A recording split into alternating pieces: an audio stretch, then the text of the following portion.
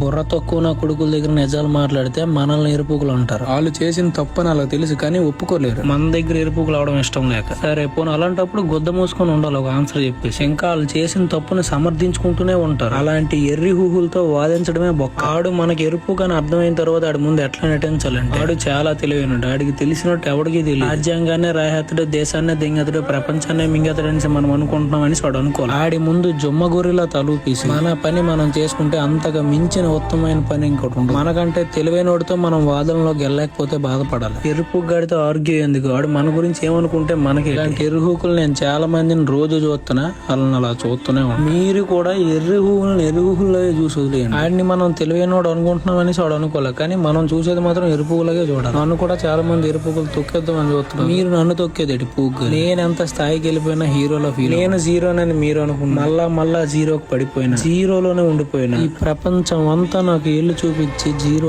Zero zero అన్న నాకు అస్సలు ఫరక్ పడదు. నేను ఊరికనే ఎవరి జోలికి వెళ్ళను, ఎవరితో నాకు అనవసరం. ఊరికనే నా ఎదుటికి వచ్చి నాకు ఎవడన్నా ఏదైనా అంటే చూసుకోవచ్చు, బరాబర్ చూసుకోవచ్చు. హస్తల వీస్తా.